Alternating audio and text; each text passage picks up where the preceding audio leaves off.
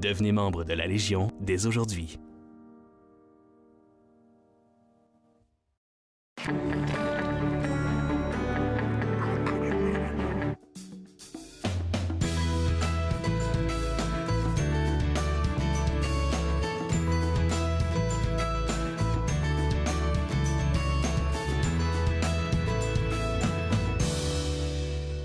Bonjour et bienvenue à Entre nous, exclusivement sur les ondes de TV Roger. Je suis Claude-Andrea Bonnier et je me ferai un grand plaisir de passer la prochaine heure avec vous. Un panel de spécialistes se rend dans 2 semaines aux Journées Montfort. Et avec moi, nous avons la nutritionniste et coach en santé Anne Thibaudot. Et bienvenue ici sur notre plateau. Puis vous allez être l'une des conférencières aux Journées Montfort. Mais on veut juste discuter avec vous de ce qui sera question aux Journées Montfort. Déjà, vous êtes, j'ai dit, nutritionniste, coach en santé. Certifié. C'est quoi une coach en santé certifiée? Bien, en tant que coach en santé certifiée, j'ai complété un programme durant lequel j'ai appris à maîtriser vraiment comment guider mes clients envers un changement d'habitude pour qu'ils puissent atteindre vraiment les objectifs qui se sont fixés par rapport à leur santé afin de développer un mode de vie plus soutenable, plus santé. Alors, pour ceux qui ne savent pas vraiment où commencer... c'est une question qu'on se pose à tous les jours. Exactement. Où commencer pour améliorer leur santé? Alors, ce que j'offre, moi, c'est un système éprouvé. Un système, c'est les bonnes étapes dans le bon ordre. Alors, un bon plan à suivre, ainsi que le soutien, le support nécessaire pour pouvoir y arriver. Ça, c'est quelque chose que vous avez conçu de vous-même avec vos apprentissages que vous avez eus? Oui, absolument. C'est un système que j'ai développé moi-même. En voyant ce qui fonctionne moins bien avec mes clients, là, que j'ai adapté au fil du temps. OK. Question qui me vient tout de suite. Qu'est-ce que vous pourriez définir comme un mode de vie malsain? Un mode de vie malsain. Je pense pas qu'il faut chercher trop loin pour trouver les grands coupables quand ça vient à l'alimentation de notre population par l'entremise de la consommation d'un excès de produits de boulangerie, de mets préparés, les aliments transformés, toutes ces choses-là, on a tendance à consommer en excès le sucre, les gras trans et le sodium. OK. Alors, puis c'est ce genre d'alimentation-là, lorsqu'on la combine avec un mode de vie sédentaire, à long terme, c'est là que notre santé commence à être affectée vraiment. Est-ce que ce serait une astuce, parce que j'ai entendu dire ça quelque part, est-ce que ce serait une astuce de quand on part faire l'épicerie, de regarder par exemple sur les boîtes, les différents ingrédients, tout ce qui se trouve dans ce qu'on achète en fait, par exemple concernant le sucre et tout ce qui se trouve dans les boîtes de conserve? Absolument. Mais en fait, moi, ce que je suggère quand on passe à l'épicerie, c'est la majorité des choses qui se retrouvent dans notre panier, on devrait être capable de les trouver dans le périmètre de l'épicerie.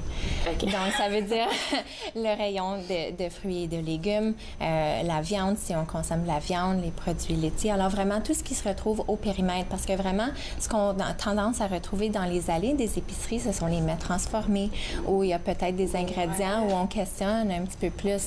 Alors, vraiment, là, de faire attention, de mettre l'emphase sur les bons aliments en premier, puis là, ensuite, on peut aller compléter dans les rayons des épiceries avec des choses comme peut-être des grains entiers, des pâtes alimentaires pour compléter les repas. Puis, dépendamment des saisons qu'on a ici, là, il n'y a souvent pas des ingrédients, des légumes, des fruits qui reviennent.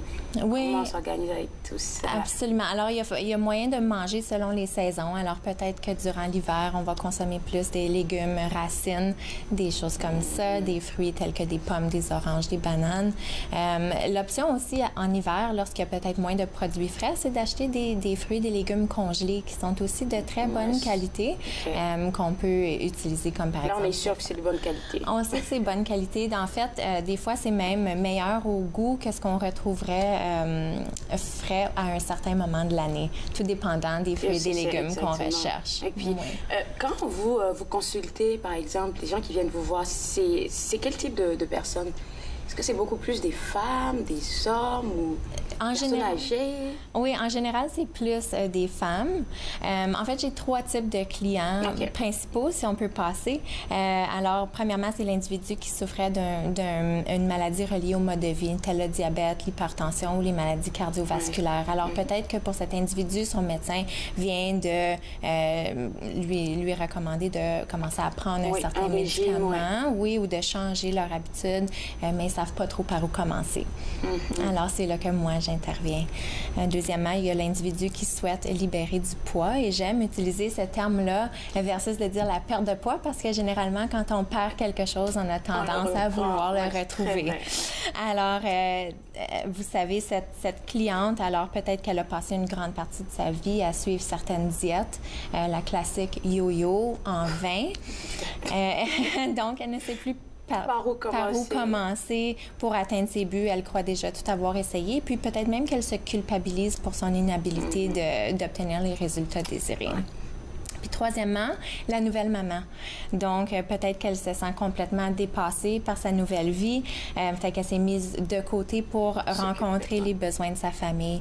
Mais elle souhaite trouver une solution peut-être pour regagner son énergie, sa joie de vivre et puis peut-être même aussi relâcher un peu du poids, libérer un peu du poids qu'elle aurait pris lors de sa grossesse. Donc là, je sais que vous avez un programme assez spécial pour les mamans et même pour les nourrissons. Puis je pense qu'on va parler de ça après la pause. Excellent. Après la pause, si vous pensez que le régime, c'est pour juste des personnes qui veulent perdre du poids, restez connectés, on vous donne plus d'informations. Vous regardez Entre nous sur les ondes de TV Rogers.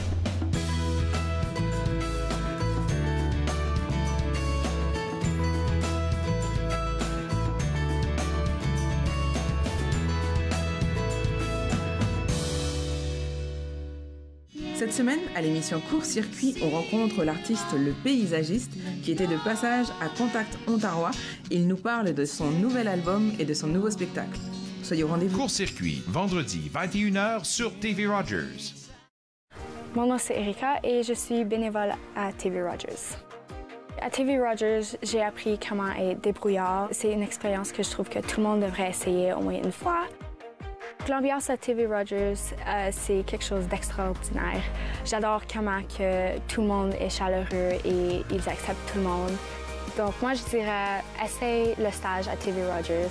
J'ai attendu une autre année, puis vraiment, j'aurais dû le faire plus tôt. Je m'appelle Nathan. J'aime vraiment ça faire du vélo. J'adore aller vite. C'est fun.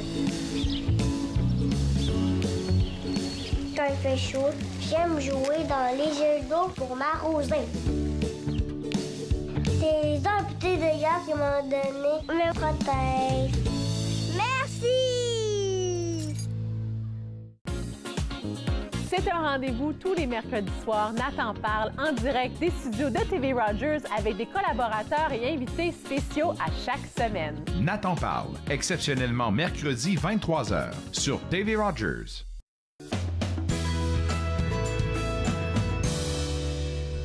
De retour à Entre nous exclusivement sur les ondes de TV Rogers. On parle maintenant d'un programme de nutrition pour les nouvelles mamans et pour les nourrissons avec la nutritionniste Anne Thibodeau. C'est un programme que vous avez bâti de vous-même. Hein? Absolument, oui. C'est un programme que j'ai conçu moi-même. Alors, c'est un programme d'une durée de 8 semaines, durant lesquelles les nouvelles mamans apprendront comment bien s'alimenter, comment améliorer leur habitude alimentaire et aussi comment bien nourrir leur enfant de 12 mois et moins, afin de vraiment être heureux et en meilleure santé. D'accord. Donc, quand on parle de nouvelle maman, vous faites référence à une maman qui vient d'accoucher ou dans les 3 premiers mois ou dans les 6 premiers mois? Ah, dans la première année. Juste dans la première année, OK. Oui. Parce que c'est là qu'on prend, je pense, du poids. Mais en même temps, il y en a qui continuent d'allaiter jusqu'à la première année. Il y en a même qui vont jusqu'à une année et demie. Oui. Donc, elle a besoin de nutriments pour le lait. Donc, comment est-ce que vous organisez ça? Oh, alors à clarifier, c'est pas du tout un programme de perte de poids. D'accord. Okay. Oui, mais vraiment un programme qui permet aux mamans de remettre le focus sur elles-mêmes, de vraiment être capable de dire, oui, je mérite de bien m'alimenter, je mérite de prendre soin de moi un petit peu. Alors, c'est vraiment, c'est à propos de ça, le programme. Comment développer de bonnes habitudes alimentaires pour être en meilleure santé possible, pour pouvoir offrir la meilleure version de nous-mêmes à nos familles. Et puis, concernant, parce qu'on a dit programme pour les nouvelles mamans et on va dire les tout-petits ou les nourrissons, comment est-ce que ça les affecte? C'est quoi le lien entre le programme que vous offrez aux mamans? Oui, alors, si les mamans allaitent, alors l'alimentation de la mère va directement affecter le nourrisson, mais il y a une partie du programme aussi qui est dédiée entièrement aux meilleurs aliments que les nourrissons devraient consommer durant leur première année, parce qu'à partir de 6 mois, les bébés, en plus de boire soit le lait maternel ou la préparation pour nourrissons vont commencer à manger des aliments solides aussi. Ouais. Fait que c'est je vais dire ça comme ça parce que ma mère est puéricultrice. C'est vraiment des aliments qu'on prépare ou souvent qu'on fait bouillir pour pas perdre tous les nutriments et puis qu'on fait des purées, des choses dans le genre. Absolument. Alors, il y a quelques différentes approches. Alors, définitivement, de préparer nous-mêmes les purées à la maison, c'est une option. Puis l'autre option, c'est de plus en plus populaire de nos jours, c'est de donner alors des aliments entiers aux enfants pour qu'eux-mêmes puissent commencer à s'adapter aux textures, puis bien apprendre à manger. Puis, dépendamment si c'est une maman ou une autre personne qui vient vous consulter pour un régime, vous me disiez tantôt que les personnes ont 2 langages, en fait. Et puis, j'arrivais pas trop à comprendre. Oui, alors le langage réactif et le langage proactif. Mon Dieu, OK. Réactif. Oui. Alors, réactif. Quand je commence à travailler avec des nouvelles clientes, c'est pas rare que je vais entendre des énoncés tels que j'ai pas le temps de me préparer des meilleurs soupers. Mais oui. Ou je peux pas faire de l'activité physique, je me suis blessée à une épaule. Okay. Ou même mon préféré, c'est pas de ma faute, c'est mon mari qui prépare les repas, puis lui, il n'aime pas les légumes. On entend toutes sortes d'excuses. Tous ces énoncés-là sont considérés comme étant réactifs. Alors, le discours réactif, ça nous empêche vraiment d'avancer puisqu'il met l'accent sur le négatif de la situation. OK. Mais si on regarde maintenant de l'autre côté de la médaille, une personne proactive prend l'initiative d'agir. Ça prend beaucoup de courage. Parce que, comme on disait tantôt, là, à chaque fois que tu commences quelque chose, dès que tu tombes, tu te dis, OK, c'est pas pour moi, là. On laisse juste tomber. Absolument. Donc, d'utiliser le langage proactif, ça veut dire d'utiliser des phrases comme « je choisis de »,« je suis responsable de »,« je suis capable de ». Parce que lorsqu'on emploie le langage proactif, on ne met pas la faute sur quelqu'un d'autre. Hein? Alors, plutôt, on prend en charge les situations auxquelles on fait face. Oui. On prend la responsabilité de ce qui nous arrive. C'est ça le mot, là, oui. Absolument. Et puis, quand vous êtes face à ce genre de cas, par exemple, quelqu'un qui vient vous consulter avec on va dire, une manière, comment vous avez appelé ça, le langage réactif, c'est ça. Comment est-ce que vous gérez ça pour le faire virer au proactif? Alors, c'est un processus qui peut prendre un certain montant de temps, surtout si c'est quelqu'un qui est habitué d'utiliser ce langage-là depuis très longtemps. Alors, plutôt, c'est de prendre du temps ensemble pour évaluer les options. Alors, si quelqu'un me dit, par exemple, je peux pas m'empêcher de grignoter. C'est un problème auquel plusieurs d'entre nous ont fait face, mais c'est de peut-être augmenter une prise de conscience pour essayer de les faire réaliser, bien, peut-être qu'on peut trouver des bonnes collations satisfaisantes qui vont vous rassasier. Peut-être que c'est ce qu'on mange qui peut peut-être être amélioré, puis le fait justement de les faire reconnaître qu'ils ont le contrôle là-dessus. Fait que dépendamment des personnes qui viennent vous voir, il y a une approche différente par rapport aux différentes personnes qui viennent vous voir. Absolument, parce que tout le monde est si différent. Mon programme varie d'une personne à une autre. Mon approche doit forcément varier aussi d'une personne à une autre. Pour ceux qui nous regardent et qui désirent, on va pas dire à la perte de poids, mais plutôt la libération de poids, comme vous avez dit. Pour la libération de poids, qu'est-ce que vous leur préconiserez? Alors, l'approche que j'aime suivre et l'approche par laquelle je commence avec tous mes clients, qu'ils désirent perdre du poids ou non, ou juste d'améliorer leur santé, c'est vraiment d'encourager la consommation des repas bien équilibrés. Un repas bien équilibré, c'est quoi? Parce que je pense qu'il y a le guide alimentaire aussi qui est sorti tantôt, là. Est-ce qu'on doit se baser seulement sur ça ou... À peu près, oui. Okay. Alors, l'idée, c'est de favoriser l'approche où notre assiette contiendrait des parts égales environ de protéines, de légumes et ensuite de légumes riches en féculents ou de grains avec une petite portion de gras santé à tous les repas. Alors, on sait que c'est les protéines et puis les gras santé qui vont nous rassasier entre les repas et diminuer les chances qu'on ait des rages alimentaires ou qu'on ait le goût de grignoter entre les repas. Alors, si on est capable d'organiser notre assiette pour que ça ressemble un peu à ça, ça fait en sorte qu'on consomme des aliments qui augmentent notre apport en fibres, en antioxydants, en protéines végétales, en gras santé, toutes des choses qui sont très bonnes pour la santé. Puis ça, par défaut, ça veut dire qu'on finit par consommer moins d'aliments plus néfastes comme les gras trans, le sodium et le sucre. Puis finalement, ça devient différent pour toutes les personnes, donc disons les personnes âgées. l'approche devient différente par rapport à eux. L'approche devient légèrement différente, oui. Besoin de beaucoup plus de nutriments dépendamment de leur âge, là, je vais dire. Oui, mais quand même important d'inclure une variété d'aliments et surtout de consommer en tant que population, je crois qu'on ne consomme pas assez de fruits et légumes. 5 fruits et légumes par jour. Au moins. Alors déjà là, même de juste rajouter des petites choses comme ça, de changer des petites habitudes comme ça, en bout de ligne, ça peut avoir un gros impact sur la santé. Merci beaucoup, Madame Anne Thibodeau. Ça me fait plaisir. Alors, si vous voulez plus d'informations, vous pouvez visiter le www.jmottawa.ca pour avoir plus d'informations, comme je l'ai dit tantôt. Après la pause, on va rencontrer des femmes qui s'impliquent à l'international. Restez connectés, vous regardez Entre nous sur les ondes de TV Rogers.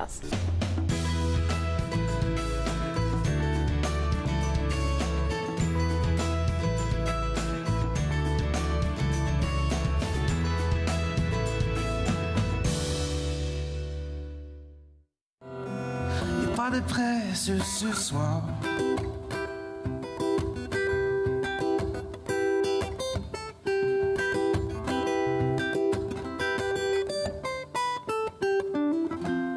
Posons nos lourds fardeaux.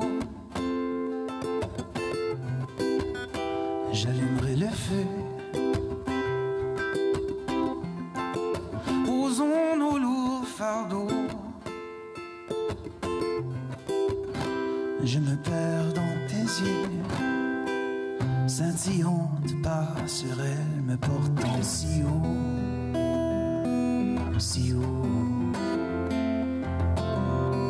Au-delà de ces lourds fardeaux,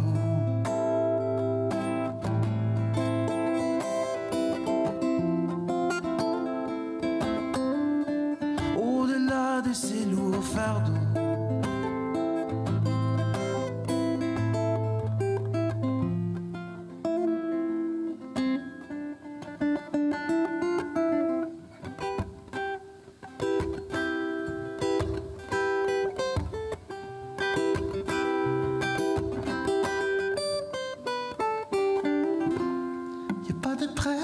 Ce soir,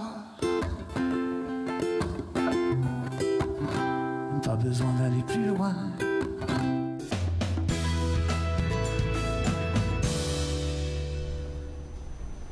De retour à Entre nous, exclusivement sur les ondes de TV Rogers. Vous savez que l'équipe féminine de basketball de l'Université d'Ottawa voyage à l'international pour aider des gens dans le besoin. Oui. Puis pour en parler, je suis avec l'entraîneur adjoint, ça c'était bien de mentionner, entraîneur adjoint. Puis vous avez un projet qui vous tient à cœur. Oui.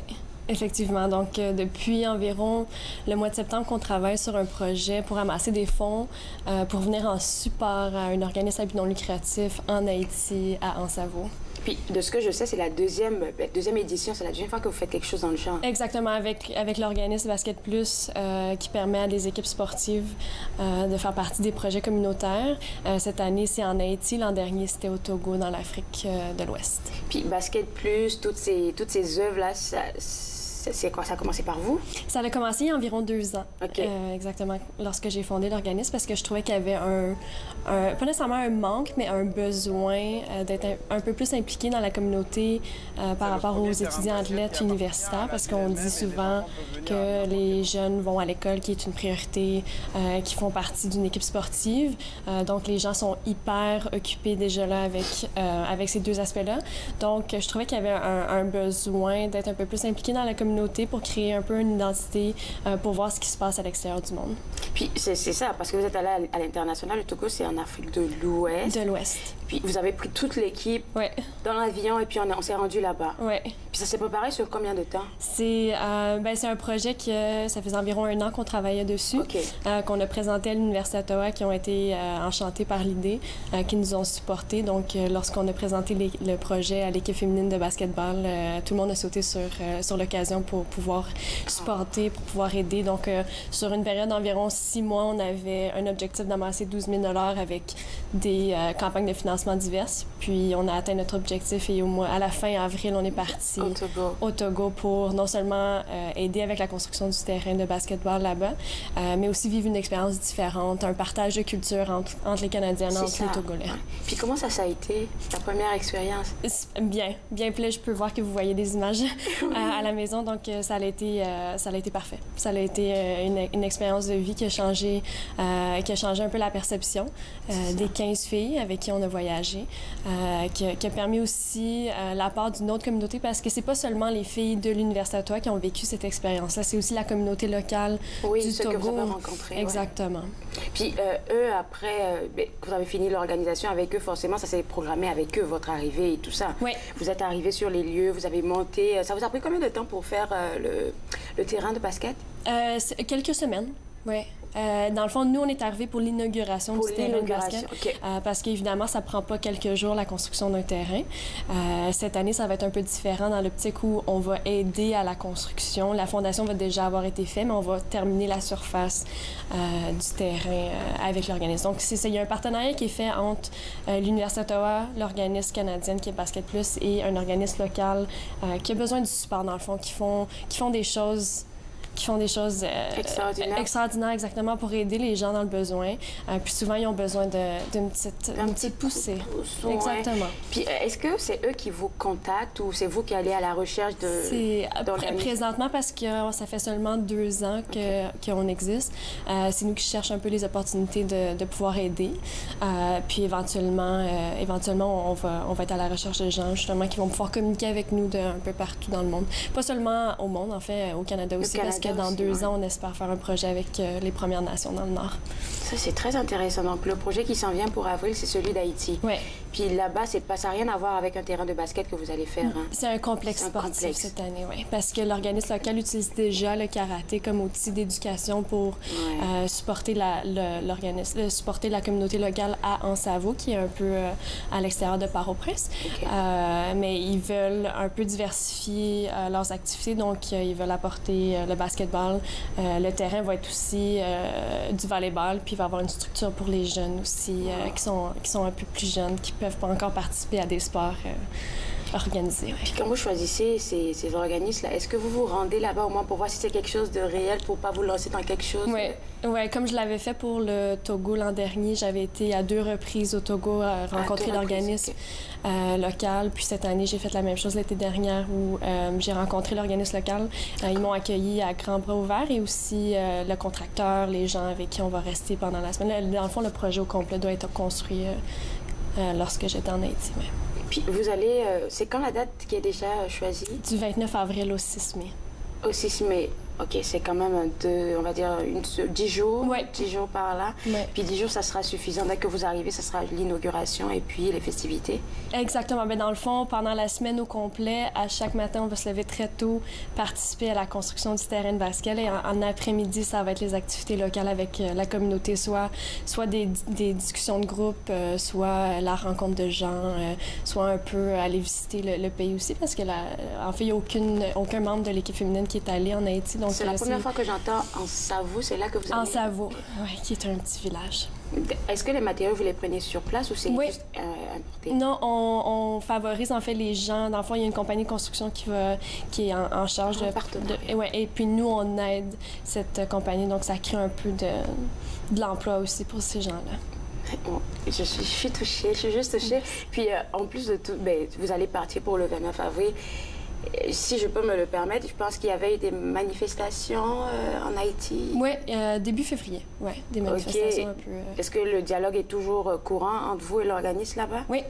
Oui, toujours avec l'ambassade canadienne en Haïti, avec l'ambassadeur haïtien ici, Franz Lieto, qui est maintenant un de mes amis, qui est maintenant un des supporters en fait de l'Université d'Ottawa. Il est venu assister à nos derniers matchs de la saison de l'équipe de basketball. Oui.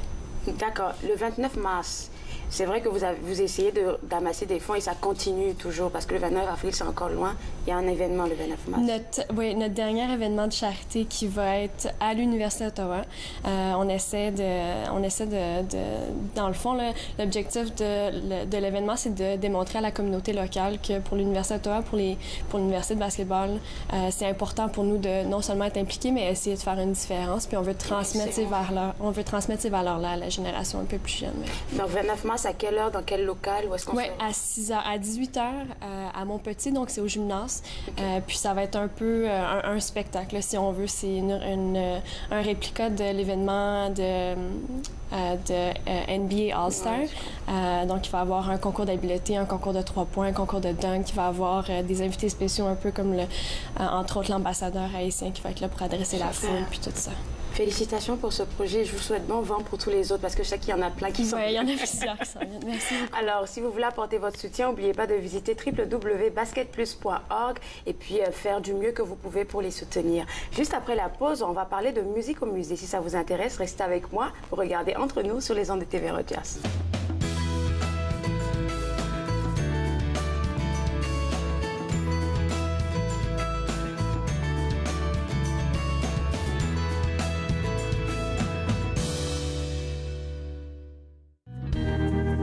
En attendant que la roche redevienne du sol.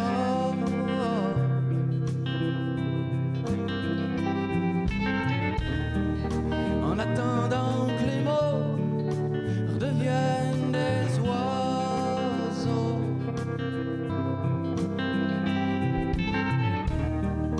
Que les joies retrouvent l'hirondelle, l'allumette, la chandelle. La rivière, le sel.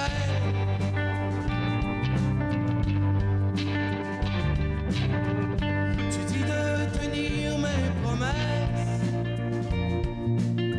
d'être à l'affût de mes faiblesses. Mais je suis comme un chien au bout d'une laisse qui tire dessus pour aller voir.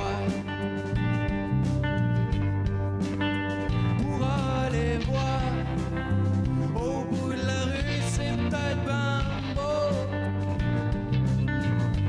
comme un nuage passager, ou comme la langue chaude des vents de l'été.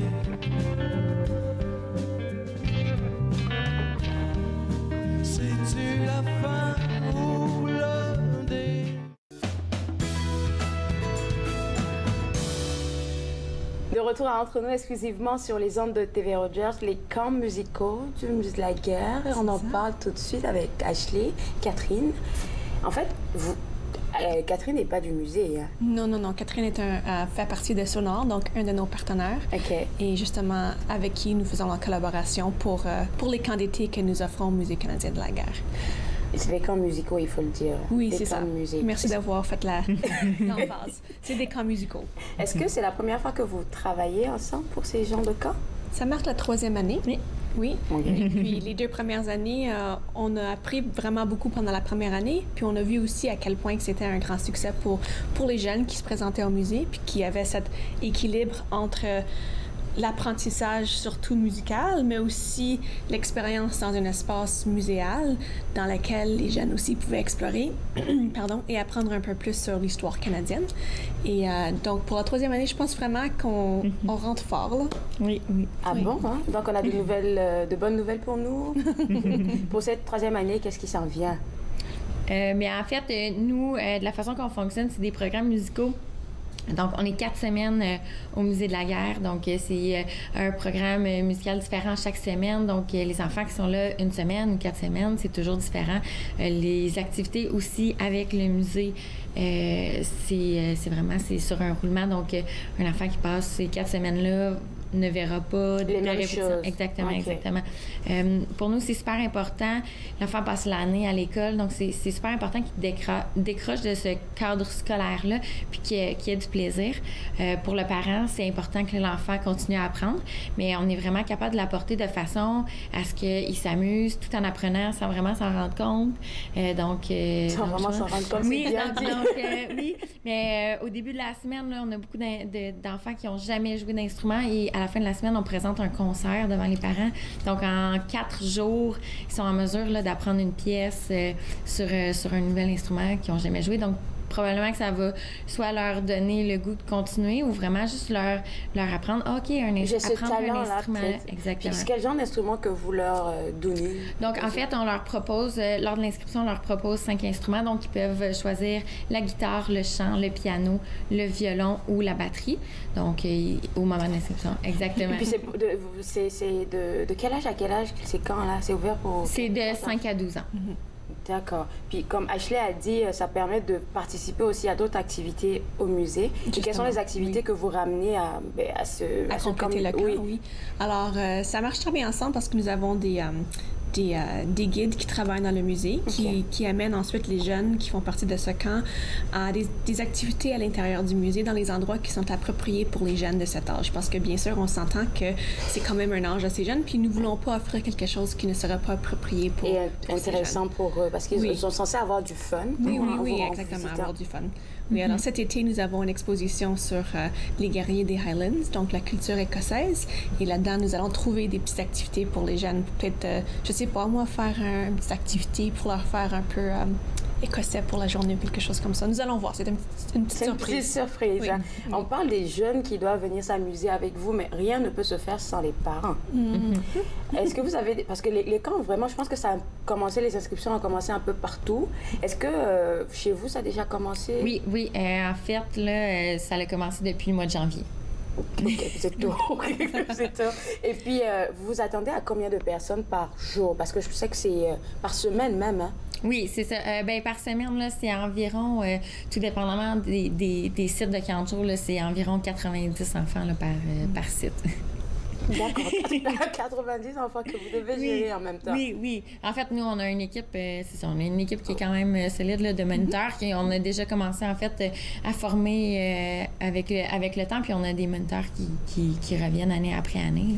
Donc, oui, c'est environ 90, mais c'est vraiment, ils sont séparés par groupe d'âge, ils sont séparés par instrument, donc c'est pas 90 enfants dans une seule salle. Là. Vraiment, nous, ça fait 8 ans qu'on fait les 40 jours, donc on a quand même c'est d'expérience avec cette gestion-là de camp. Et c'est pour ça d'ailleurs que nous avons beaucoup voulu travailler avec Sonar, parce qu'on voyait qu'ils avaient l'expérience et l'expertise qui nous permettait de...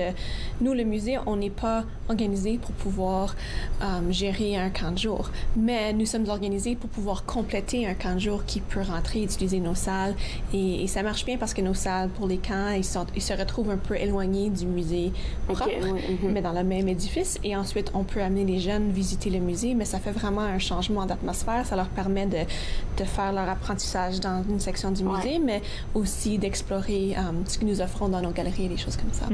Pour nous, c'est vraiment le meilleur des deux mondes parce que, en fait, notre force à nous, c'est justement la gestion de camp de jour. Donc, comme Ashley disait, c'est vraiment là où est-ce que c'est un partenariat idéal pour nous et pour les parents qui veulent que leurs enfants apprennent. Oui, en s'amusant. Exactement.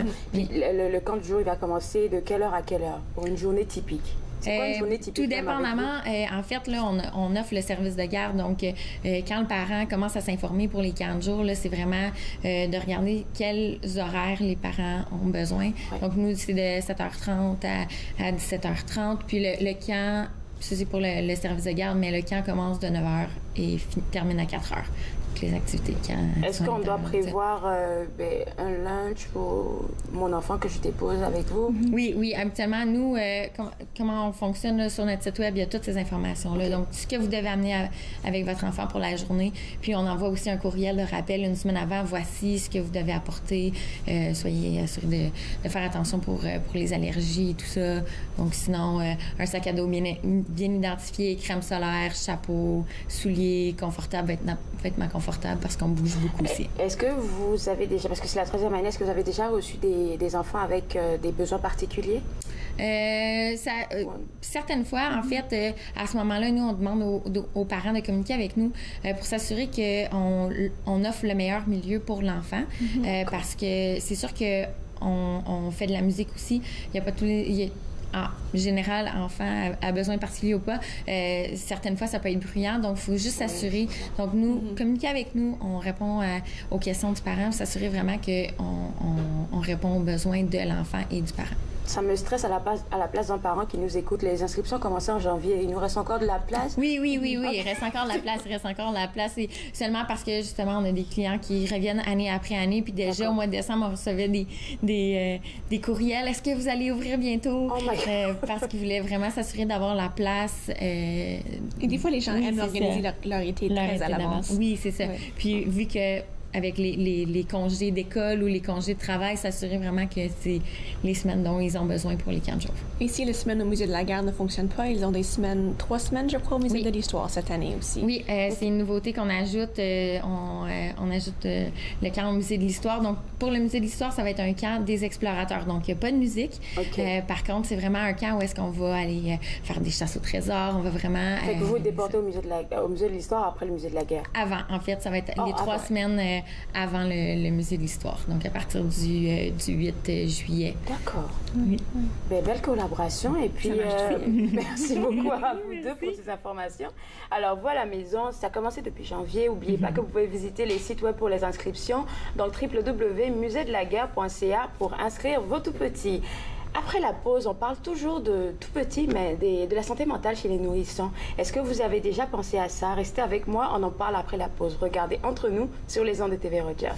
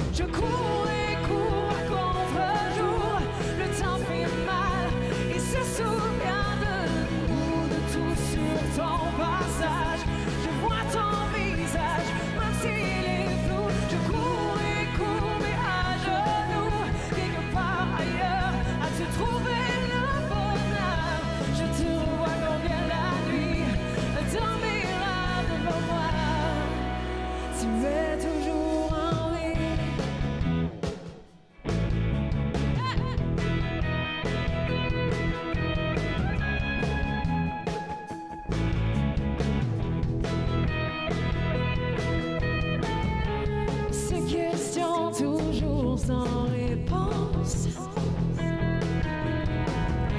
Tu m'as laissé sans aucun indice. Oh, oh. Plus je creuse et plus je m'enfonce. Fais-moi un signe si tu existes. Pourquoi toujours au lendemain?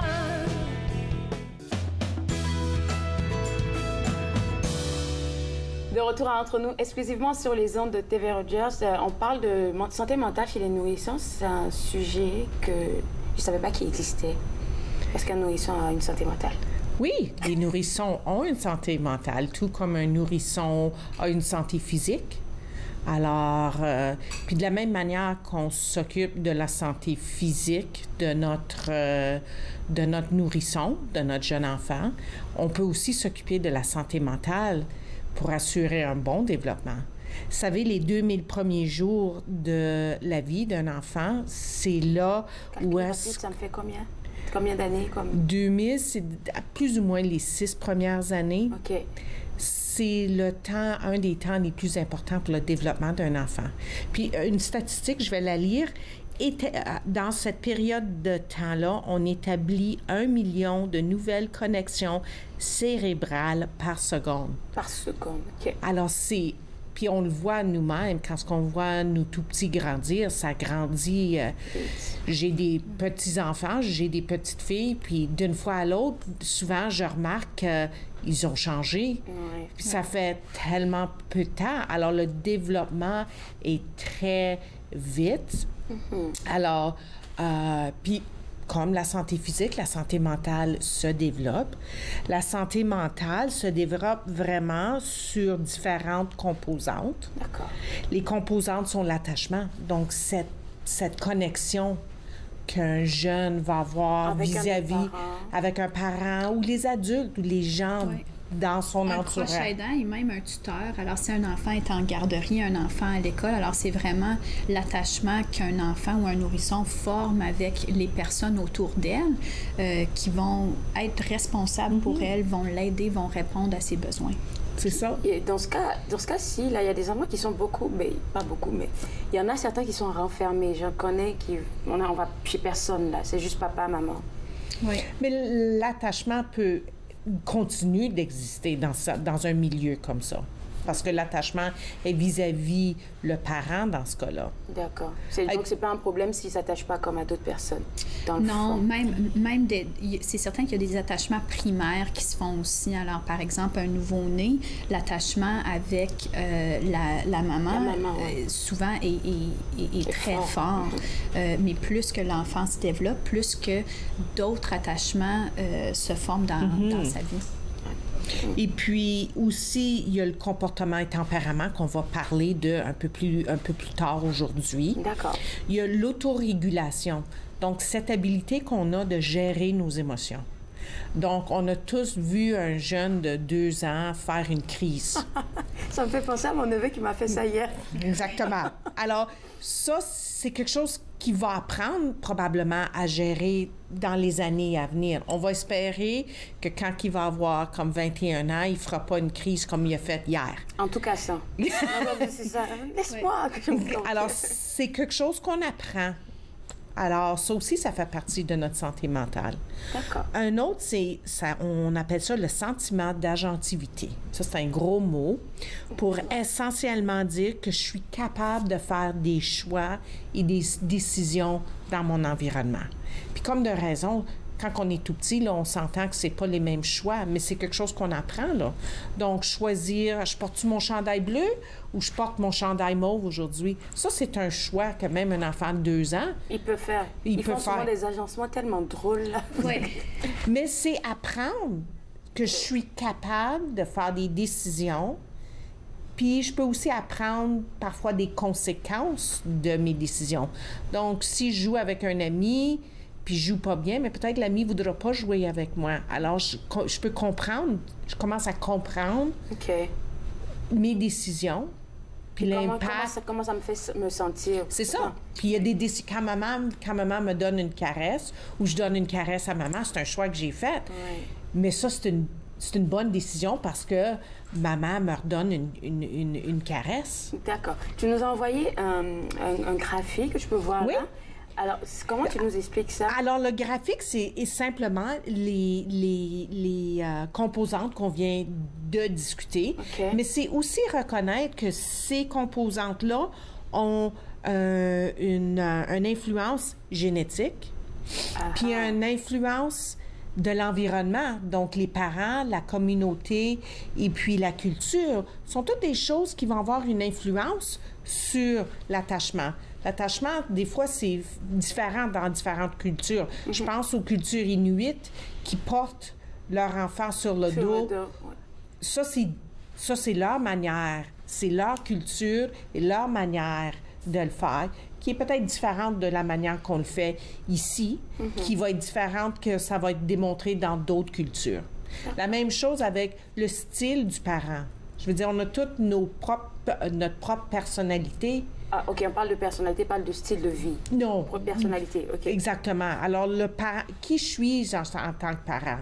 Comment est-ce que je vois mon rôle? C'est quoi mes valeurs? C'est quoi ce qui est important pour moi? Ça, c'est des choses qu'aussi vont influencer les tout petits, comme la résilience. On parle souvent qu'une des meilleures choses qu'on peut faire pour nos enfants, pour leur aider à développer leur résilience, c'est d'être un beau modèle, de nous-mêmes pratiquer la résilience, de nous-mêmes trouver nos moyens de surmonter les obstacles qu'on y fait face. Parce que les tout petits, ils nous regardent avec deux grands yeux, puis ils apprennent de nous. Ils apprennent de nous. Puis ça me fait penser que j'ai vécu une expérience assez étonnante ce week-end. C'est juste qu'il y avait juste un concours. Puis la petite avait elle avait juste pas eu la bonne affaire comme le bon mot. C'était un concours de mots. Et du coup, elle était très énervée. Mais sa mère vient voir le jury et elle lui dit, j'ai vraiment entendu qu'elle a fait une erreur, mais ma fille me dit qu'elle n'a pas fait d'erreur. Est-ce qu'on peut vérifier ensemble? Il y a quelque chose qui ne fonctionne pas. Alors, c'est vraiment lui montrer des outils pour résoudre un conflit dans ce cas-là. C'est ça. Alors, puis ça, c'est être résilient. Puis ça, c'est quelque chose, comme je dis, que le style en tant que parent va influencer la manière que je vais apprendre. Apprendre à travailler sur ça. Puis aussi l'autorégulation. Alors, si une jeune est très petite, puis elle est déçue, c'est certain qu'il va avoir une réaction plus émotive. Alors, elle va peut-être pleurer, il va peut-être avoir un énervement. Un énervement comme un peu plus classique. Tandis que plus que l'enfant grandit, plus que l'autorégulation fait en fait qu'ils peuvent surmonter des obstacles plus facilement, puis d'une manière moins émotive, alors d'une manière plus mature. Puis ça, on voit ça avec le temps et le développement, bien sûr. Comme exemple, je vois souvent la mère de mes petits-enfants dire « utilise tes mots ». Alors, tu sais, comme... Exprime ce que tu ressens. Je vois que tu es fâché, là, ou je vois que tu es déçu, ou je vois que tu as de la peine, mais utilise tes mots. Alors ça aussi, ça vient avec l'autorégulation, parce que ça lui montre comment... je comprends là, que tu as de la peine. Mais j'ai besoin de comprendre. Puis juste pleurer, moi, j'ai de la misère à comprendre ça.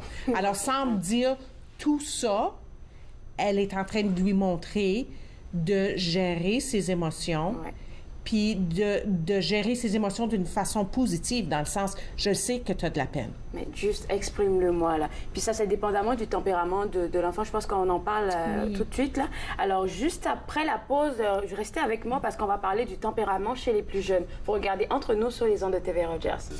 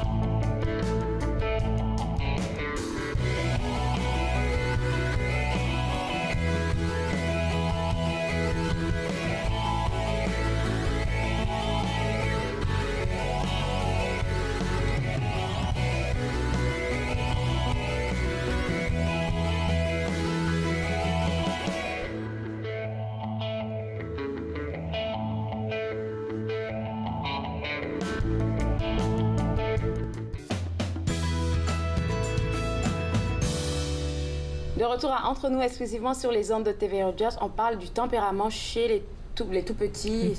Parce que souvent, il y en a là, on n'arrive pas à gérer. Des crises et des crises. Oui, c'est difficile à être parent, puis c'est même difficile à être une tante, à être une grand-maman. dès leur naissance, les enfants ont des caractéristiques et des comportements uniques à eux. Alors vraiment, le tempérament, c'est quelque chose d'unique. Puis je le sais, si on a, on a des parents ou des grands-parents qui pensent à leurs enfants, leurs petits-enfants, ils ont été faits de la même manière, mais leurs tempéraments sont très différents. Alors, c'est vraiment unique à l'enfant. Puis, le tempérament, ce que ça porte à influencer, ça détermine souvent les réactions affectives, les réactions attentionnelles et même les réactions motrices. Alors, comment un enfant bouge.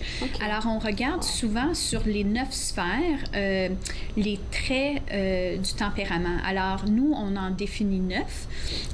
Alors, je peux vous les nommer. D'accord. Il y a le niveau d'activité, adaptabilité, facilité d'approche, distractibilité, intensité, persistance, attitude positive, régularité et sensibilité. Et chaque caractère est vraiment sur une échelle faible. Alors, on peut avoir un niveau d'activité faible ou un niveau d'activité élevé chez un enfant. Qui est dépendamment de l'enfant, en fait, c'est ça. Parce que chacun a son tempérament. Absolument. Puis souvent, c'est nos attentes qu'il faut gérer parce que, par exemple, on peut avoir un bébé qui a un tempérament où ils ont un niveau d'activité élevé. Alors ça, c'est un bébé vraiment qui est une boule d'énergie. C'est un bébé qui aime moins dormir. C'est un bébé qui peut-être aime pas être collé, serré. C'est un bébé qui veut toujours bouger. Alors ça demande une certaine attention des parents, des proches aidants, des tuteurs à comment est-ce qu'on peut vraiment donner de l'attention à l'enfant, mais une attention et un style d'apprentissage qui respecte la personne. Julie, je te rejoins sur ça parce que la majorité du temps, moi aussi je viens d'une famille où on est comme 4, 5 là, puis c'est comme, pourquoi tu peux pas faire comme ta sœur qui est beaucoup plus calme? Pourquoi tu peux pas rester tranquille comme celui-là? Donc, c'est difficile d'être parent. Oui, Puis souvent, moi, ce que je recommande souvent aux parents, c'est qu'on recommande d'avoir une auto-réflexion sur ces 9 traits de caractère-là, puis de faire une auto-évaluation. Moi, est-ce que je suis niveau faible ou niveau élevé? Alors, par exemple, moi, quand j'étais jeune, je m'en souviens, ma grand-mère me gardait chaque été. Puis moi, j'étais niveau d'activité élevé comme enfant. Alors, elle, ma grand-mère, une de ses méthodes de gérer ce trait-là, c'était de me donner 1 heure de tranquillité. Alors, 1 heure par jour, au lieu de faire un petit somme, il fallait que je fasse soit des arts plastiques, jouer dehors, quelque chose qui était tranquille et vraiment non bruyant, qui brassait pas trop. Le calme. Oui, c'est ça. Mais tandis que maintenant, comme adulte, moi, je suis plus un niveau d'activité faible. Alors moi, souvent, j'aime ça être dans des environnements calmes, dans des environnements moins bruyants, même des environnements où les lumières sont plus basses. Alors, il faut vraiment favoriser nos traits qui sont uniques à nous-mêmes. C'est ça. Puis, dépendamment, il y a tous ces traits-là qu'on a mentionnés. Dépendamment de l'enfant, ceci peut être élevé et l'autre peut être plus bas et tout. Il ne faut pas essayer de c'est changer. Pas un moule. Puis c'est pas un moule non plus. Alors, c'est nous l'adulte là-dedans. Alors, c'est à nous de s'adapter. Alors, si moi, j'ai un niveau élevé d'activité, puis mon enfant a un niveau faible d'activité, il va falloir que je m'adapte un peu parce que essayer que l'enfant ait un niveau haut d'activité, si c'est pas dans son tempérament, ça va être difficile pour nous deux. Puis ça va le blesser, je pourrais dire, intérieurement, parce qu'il se dit « Ah, mais moi, je suis pas comme ça. Et... » c'est comme toi, quand ta mère te disait... Reste tranquille comme ta soeur. C'est ça. Comment est-ce que tu te sentais en dedans? T'étais comme, je suis pas ma soeur. Ou du moins, je suis comme ça. Mais ce qui est difficile, puis surtout comme une maman de 4 enfants, c'est que c'est difficile de demander, mettons, à un parent d'avoir 2 méthodes différentes. C'est ça. Alors, c'est là que ça demande vraiment une certaine attention. Mais moi, j'aime ça faire un encadrage pour les parents, les tuteurs, les proches aidants, où on regarde ça comme le réconfort, le jeu et l'apprentissage. Alors, le réconfort, c'est peu importe le trait de caractère, comment est-ce qu'on amène du confort à l'enfant? Alors, pour l'enfant qui aime bouger, comment est-ce qu'on l'amène faire de la natation, on l'amène jouer dehors, tandis que l'enfant qui est plus calme, comment est-ce qu'on s'assoit avec eux, on les tient, on leur lit un livre, on leur amène du confort. Maintenant, le jeu, alors à travers le jeu, à travers leur activité, comment est-ce qu'on peut faire en sorte qu'on amène plus on développe plus leur caractère unique. Et l'apprentissage, c'est là qu'au lieu de faire mettons, des punitions ou des conséquences, c'est plus avec l'apprentissage qu'on veut apprendre à l'enfant comment s'améliorer dans son propre tempérament, si on veut. Alors, par exemple, adaptabilité, un enfant avec une adaptabilité faible a de la difficulté avec les transitions. Alors, je t'amène à la garderie, on a de la difficulté. Alors, quand on regarde le niveau d'apprentissage, on veut planifier avec cet enfant-là. Alors, quand on lève le matin, on dit « Oh, on va brosser tes dents, ensuite maman va te mettre dans la voiture, on va aller à la garderie. » Pour l'expliquer, pour qu'il s'attende à la transition et que ça ne soit pas soudain. Parce que ça, c'est un enfant qui a de la difficulté à s'adapter. Alors, on passe à travers les caractères et vraiment, quand on fait un encadrage, réconfort, jeu, apprentissage, c'est vraiment ça nous guide un peu en tant que parents. Sur comment est-ce qu'on doit agir avec chacun des enfants. Et ça, c'est pas seulement pour le parent, il y a, comme on a dit, les proches aidants. Oui, et même les tuteurs, comme souvent, si les parents ont des questions, moi, je trouve que souvent, les professeurs, les tuteurs, c'est vraiment, ils ont une perception unique sur l'enfant. Alors, posez-leur des questions à propos de leur tempérament. Quand on regarde la sensibilité, un enfant qui a une sensibilité élevée va peut-être avoir des craintes au niveau de la texture, des sons, des lumières. C'est certain que si on voit que c'est un trouble de développement, bien, à ce moment-là, on veut consulter notre médecin, notre infirmière praticienne pour explorer ça avec notre médecin pour s'assurer que l'enfant, son développement est bien fait. Puis je pense que vous êtes venu aujourd'hui pour partager avec nous des ressources par rapport que les parents pourront utiliser pour favoriser en fait le tempérament des tout petits. Alors, si vous allez on va en parler après la pause. Comme ça, on les garde avec nous là. Juste après la pause, on va vous donner des outils pour pouvoir favoriser le tempérament de vos tout petits. Vous regardez Entre nous sur les ondes de TV Rogers.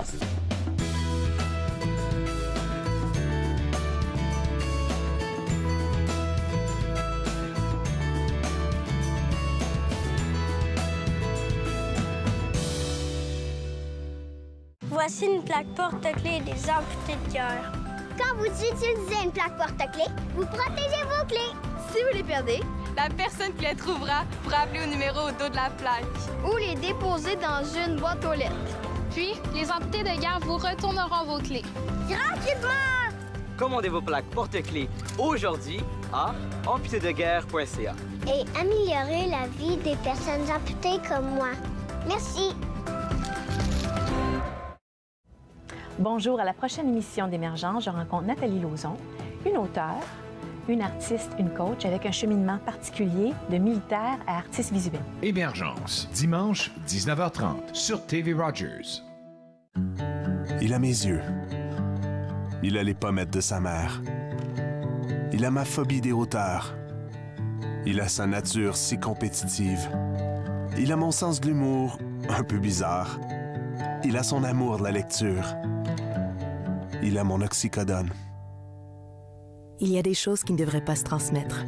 Gardez vos médicaments d'ordonnance sous clé ou rapportez-les. Apprenez-en plus à sécuriservosmédicaments.ca. Un message de Jeunesse sans drogue Canada. Ah oui, ça c'est beau ça. Ça rapproche. Le peintre des 4 saisons, samedi 13h30, sur TV Rogers. J'ai passé de retour à Entre nous exclusivement sur les ondes de TV Rogers et puis on partage avec vous des outils pour favoriser le tempérament chez les tout petits. Alors, je vous suggère grandement à qui que soit intéressé d'aller au site web êtreparent à ottawa.ca. Nous avons une section sur les tout petits. Okay. Puis nous avons aussi une section pour les jeunes enfants. Alors, parce que encore une fois, c'est quelque chose qui continue à se développer. Et puis, il y a des ressources sur chaque élément. Alors, ça peut nous donner des outils, des astuces pour aider notre enfant. D'accord. Est-ce que Julie, tu avais quelque chose, un petit conseil là, pour les parents qui nous regardent? Moi, je dirais un petit conseil, c'est de toujours mettre les besoins de nos enfants en premier, puis de toujours les rencontrer où ils sont. Alors, c'est un peu un anglicisme, mais connexion avant direction. Alors, vraiment connecter, renforcer l'attachement avant de donner des leçons, avant de donner des directives. Ça l'aide un peu la transition, puis ça l'aide un peu l'enfant aussi. Mais merci beaucoup pour le beau travail que vous faites. Et puis, je pense qu'il y a deux vidéos deux vidéos qui viennent de campagne d'en parler. On se voit en avril pour parler, ouais? C'est ça. On se voit à la fin du mois d'avril pour en parler plus longuement. D'accord. Alors, moi, je me suis fait le plaisir de passer 7 heures avec vous. On se voit demain. Au revoir.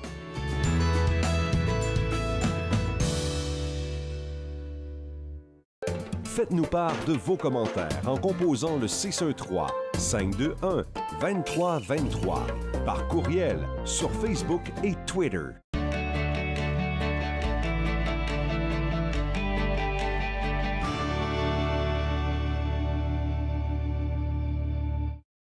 Bonjour, je suis Dustin Jihu, je suis un bénévole pour TV Rogers. TV Rogers m'avait appris à vraiment être un meilleur personne d'équipe, puis aussi de me déjeuner un petit peu parce que j'avais du trouble avant avec des personnes, mais maintenant c'est plus comme, je suis plus confortable juste être avec des personnes. Quand j'ai commencé le semestre, j'ai pris des bons amis, puis c'est facile de faire des amis quand vous travaillez ensemble, puis vous allez pour la même chose.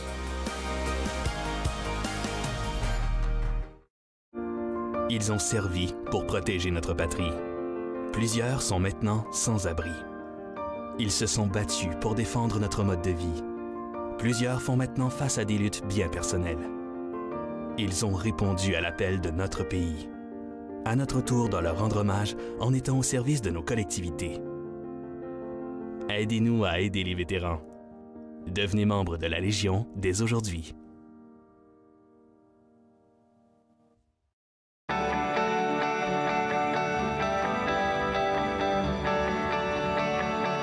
Vous regardez TV Rogers, Ottawa.